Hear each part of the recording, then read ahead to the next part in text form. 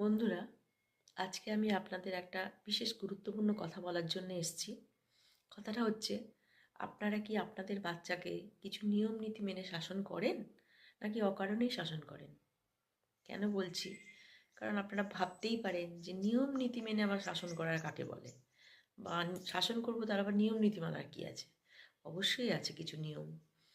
এই ধরুন, আপনার যখন আপনার ফ্যামিলির বা আপনার পাড়া প্রতিবেশী বা আপনার হাজবেন্ডের সাথে যদি অনেক সময় দেখুন অশান্তি হয়, ঝগড়া হয়, বা হাজবেন্ডেরও বলছি, শুধু ওয়াইফদের একা বলছি না, কারণ দুজনেরই হতে পারে।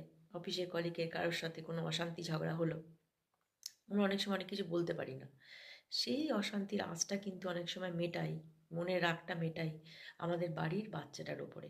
দেখবেন অনেকে আছেন বাচ্চাটার উপর অকারণে চেঁচামেচি করছেন, অকারণে মারধর করছেন।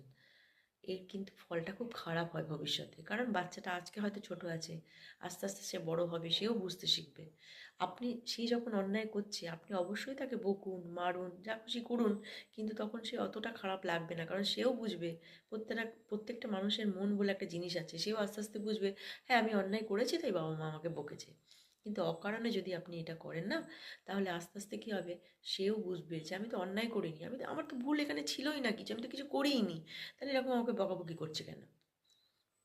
তার ফলে কী হবে, ভবিষ্যতে কিন্তু আস্তে আস্তে বাচ্চা যখন বড় হবে, ওর মনে একটা খারাপ এফেক্ট তো এসেই গেছে এইভাবে, যে আমার বাবা মা আমাকে দোষ করলেও বকে, দোষ না করলেও বকে, তাহলে আমি যা খুশি তাই করতে পারি। সে যাই হোক, তখন এর ফলে আপনার কী হবে, ভবিষ্যতে আপনার উপরেও সেইটাও প্রয়োগ করবে। আপনাদেরও দেখবেন বড় হয়ে আস্তে আস্তে অকারণে খিচমিচ করছে, খিটিমিটি করছে, মানে রাগ করছে, মনের রাগটাও ওইভাবে মেটাবে। তো সুতরাং আমাদের বড়দের তো আগে ঠিক হতে হবে, তাই না? আমরা যদি এরকম করি, তাহলে কিন্তু ওরাও সেই পথেই যাবে।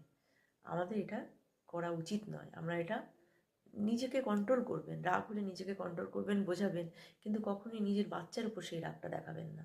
কারণ ভবিষ্যতে তাতে বাচ্চাটারও ক্ষতি, আপনারও ক্ষতি।